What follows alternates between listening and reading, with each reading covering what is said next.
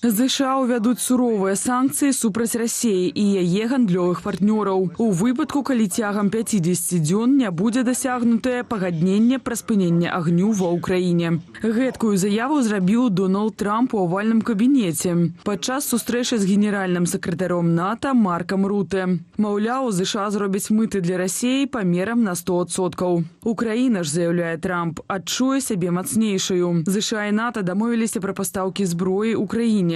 Амерыка забяспечыць вытворчасць, а фінансаванне возьмуць на сабе краіны НАТО. Акрамя іншай зброі, Кіеву плануецца перадаць 17 сістэмаў Пэтрыят, большая частка з якіх трапіць на поле бою. Беларусі датычыць абмежаванні для банкаўскага і вайсковага сектару. ЕС плануе ввесці поўную забарону на аперацыі з 4 беларускімі фінансавымі установамі: Беларусьбанкам, Белаграпрамбанкам, Белінвестбанкам і банкам Дабрабыт. Таксама ЕС плануе замарозіць актывы і забараніць весці бізнес на сваёй тэрыторыі 4 беларускім прадпрыемствам, звязаным з абароннай і вайсковай прамысловасцю. Здаецца, скончылася вось толькі што прэс-канферэнцыя прэзідэнта США Дональда Трампа з кіраўніком НАТО спадаром Рюта, па выніках якой, уласна, і было паведамлена пра вось гэты новы жорсткі падыход, уже канкрэтыка з этого нового жорсткага падыхода з'явілася. Іх і абмяркуем, так, з Ігорам Тышкевічам, аналітык з Беларусі, які цяпер недалёка там, на зямлі украінскай знаходзіцца. Вечар добры, спадар Ігор. Вітаем. Добрый вечер. Што вас найбольш здзівіла ў гэтым паведамленні Трампа? Ці гэта 17 сістэмаў Пэтрыот, ці гэта тое, што чарговы дэдлайн, так, выстаўлены Пуціну гэтым разам 50 дзён. Я так разумею, 17 Пэтрыотаў гэта сур'ёзная заяўка на змену сітуацыі на фронце. Не, это не заявка на змену ситуации на фронте. Давайте все-таки разделять темы. Перше, мяне не здзівіла ні першае, ні другое. Цікавым падаўся тэзіс, які таксама, в прынцыпе, лагічны, вытекае з палітыкі Трампа, што гэта будуць платныя пастаўкі, але вот тое, што для Расіі можа быць непрыемна і балюча, што гэтыя пастаўкі могуць быць аплочаны з замарожаных расійскіх актываў. Таму што пакуль што Еўропа аперавала толькі прыбыткамі ад замарожаных расійскіх актываў, але самога факта канфіскацыі не было. Калі гэта пачнецца, гэта будзе першы кейс, калі фактычна Расія, яшчэ не выйшаўшы з вайны, аплочвае, прынамсі, узмацненне абароназдольнасці Украіны. Калі ж гаварыць пра комплексы Пэтрыот, гэта пытанне, назовем так, вырабніцтва гэтага комплекса, таму што хутка будуць дасланыя толькі ракеты. Важнасць такіх комплексаў. Такія комплексы, яны рэальна важныя, і яны незаменныя пры адбіцці атакаў балістычнымі ракетамі. І мы бачылі, што калі ў Украіне скончылись ракеты 2 тыдні таму да Пэтрыоту, банальна просто скончылись, і Злучаныя Штаты взяли паузу в поставках новых, то прынамсі ў атакі на Кіев большасць з балістычных ракет яны пацэлілі туды, куды былі запущеныя. Таму Пэтрыот гэта хутчэй абарона гарадоў, абарона прамысловасці ад балістычных ракет. Па іншых тыпах ракетаў і гэты комплекс выкарыстоўваць можна. Па іншых паветраных загрозах, апроч ракетаў, маю на ўвазе тыя ж самыя дроны і гэтак далей, гэта не мэтазгодна. Пытанне ў кошце адной асобна ўзятай ракеты. Яны вельмі дарагія, іх вельмі нешмат. Ситуация может измениться у наступным годзе, тому што была іншая інфармацыя, што Нямецчына запустила лінію па вырабніцтву тых самых ракетаў да комплекса Пэтрыот. Але гэта лінія ўжо належыць Еўропе. І калі ёсць прынцыповы дазвол Злучаных Штатаў Амерыкі на перадачу такіх ракетаў для Украіны альбо продаж, а гэты дазвол атрыманы 2 гады таму, то, адпаведна, гэты завод можа проста працаваць на украінскае замову. Таму з пункту гледжання проста перадачы комплексаў гэта не змена на лініі фронту. Гэта абарона гарадоў. Змена на лініі фронту гэта боепрыпасы, у першую чаргу снаряды, гэта таксама Злучаныя Штаты Амерыкі. Прынамсі, сродкі масавай інфармацыі абвесцілі, што могуць быць перададзены ракеты з дальнасцю до 370 альбо 800 кіламетраў. Так, не самыя новыя, але яны могуць з'явіцца ў распараджэнні Украіны. Нагадаю, што бан на удары па расійскай тэрыторыі быў зняты раней. Гэта вот тое, што можа паўплываць на сітуацыю на лініі фронту. Як вы думаеце, Пуцін у выніку, каб падсумаваць ужо сённяшняе выказванне, Пуцін спалохаецца сённяшняй рыторыкі Трампа і рашэнняў? Не, Пуцін мае грошы, мае сродкі для таго, каб весці вайну, гэта раз. А другое пытанне, што Пуцін і Трамп яны захавалі перамоўную лінію Дмітріева. І тут пытанне нават тых самых 50 дзён, гэта сярод іншага іншыя дамоўленасці, якія абмяркоўваюцца па лініі Злучаных Штатаў Амерыкі і Расійскай Федэрацыі. Прынамсі у нафтагазавай галіне. Спадар Ігор, вось нашыя гледачы ў прыватнасці турбуюцца, а ці не можа так здарыцца, што Трамп перадумае? Таму што, все ведаюць, што адна з такіх уласцівасцяў Дональда Трампа гэта, такая зменлівасць яго пазіцыі, часам на супрацьлеглыя, нават можна сказаць, пазіцыі. У дадзеным выпадку гэта ўжо тое рашэнне, которое будзе 100%, вось гэта перадача вялікай колькасці зброі, як заявіў Трамп. Ці гэта яшчэ... Станам на сёння, хутчэй за ўсё, гэта будзе. Калі казаць, хаця б у перспектыве года ці двух наперад, Трамп застаецца прыхільнікам дамоваў з Расійскай Федэрацыяй і гульной у Расіі, умоўна кажучы, супраць Кітаю. Таму для Трампа якраз такі і спыненне вагню ў Украіне патрэбна, каб разблакаваць у тым ліку магчымасці легалізацыі, легітымізацыі пэўных дамоўленасцей, якія могуць быць дасягнуты яшчэ раз па перамоўным трэку Дмітріева. Нагадаю, што прадстаўнік Пуціна Дмітріева працягвае сустракацца з вашынгтонскімі элітамі. То бок стратэгічна Трамп яшчэ спадзяецца на дамоўленасці, у тым ліку эканамічныя, так, нейкія і як у выніку палітычныя з Расіяй пасля сканчэння вайны. Але рыторыку, якую мы цяпер бачым, яна ўжо відавочна змянілася, стала больш жорсткая з боку Вашынгтона і з боку Захаду. Яна змянілася, яна стала больш жорсткай, але гэта шмат у чым. У тым ліку, давайте звернемся да той же самой кнігі Трампа, не ведаю, ці сам ён пісаў «Мастацтва перамовы». Трамп прыхільнік жорсткай лініі перамоваў з вельмі жорсткай рыторыкай. І давайте узгадаем, што ён казаў пра Украіну, што ён казаў пра еўрапейскіх партнёраў, што ён казаў пра Канаду, што ён казаў пра Японію, пра Паўднёвую Карею. А Трамп цісне да апошніх. Станам на сёння пад гэты псіхалагічны, перамоўны, які заўгодна ціск патрапіла Расійская Федэрацыя. Паколькі ідзе вайна, так, для Украіны выгадна, што гэта разблакоўвае магчымасці продажу амерыканскай зброі. Яшчэ раз, зараз ідзе гаворка пра продаж, пра здзелкі за грошы. І для Украіны ёсць магчымасць, гэта дамова пра рэсурсы, якую падпісалі, калі гаварыць пра магчымую перадачу, то там ёсць пункт, што Амерыка можа напаўняць гэты фонд, які ствараецца для таго, каб кіраваць інвестыцыямі ў рэсурсную галіну Украіны. Амерыка можа напаўняць сваю частку фонда коштамі ад перадачы тэхнікі. Гэта азначае, фізічна перадаецца тэхніка, у гэты фонд залічваецца некая доля Злучаных Штатаў Амерыкі.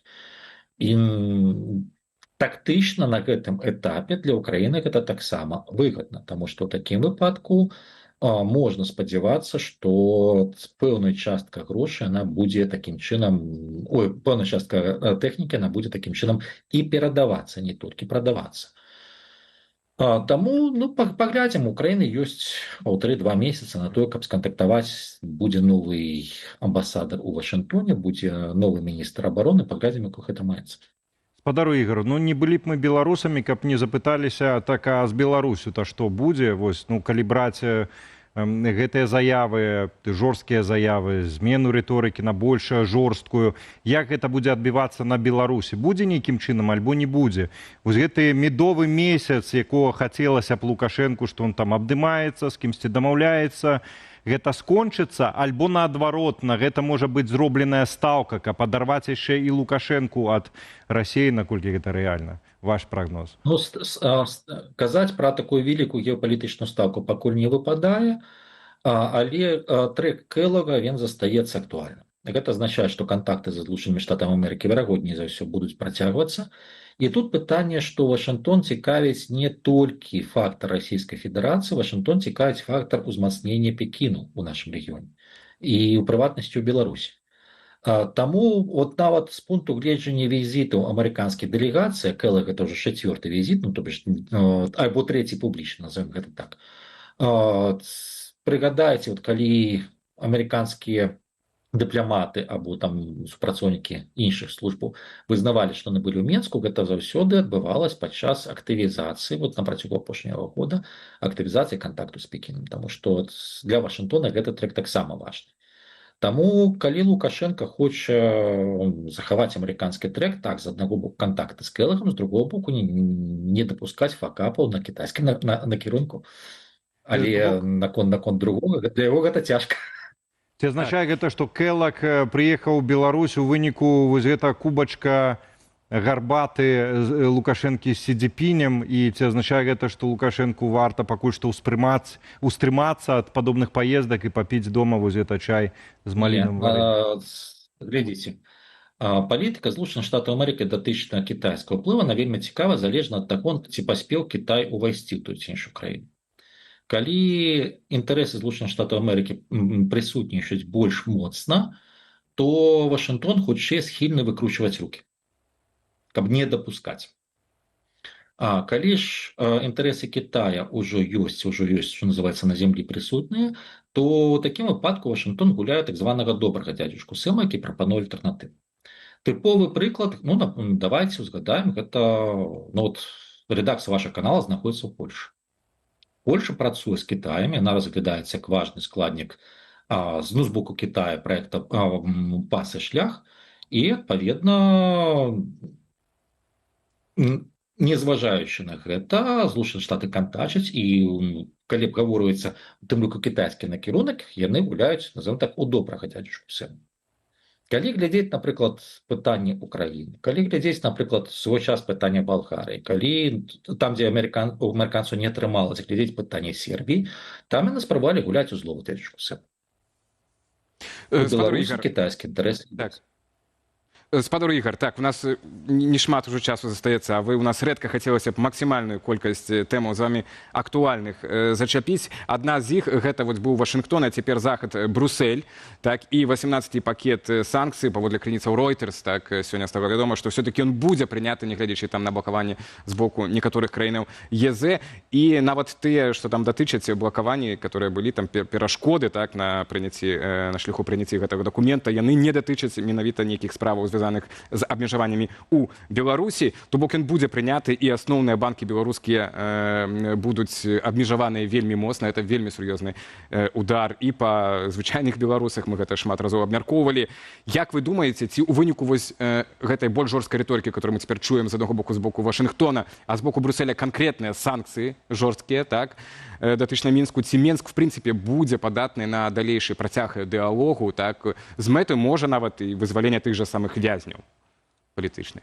Ну, гэта не з прычыны санкцый, гэта з прычыны агульнай палітычнай сітуацыі, таму што эканоміка Беларусі завязана на шмат у чым на Расійскую Федэрацыю. Расійская эканоміка пераходзіць зараз канчаткова на вайсковыя рэйкі і звужае нацыянальныя праекты. Гэта азначае, што попыт на беларускую прадукцыю будзе зніжацца.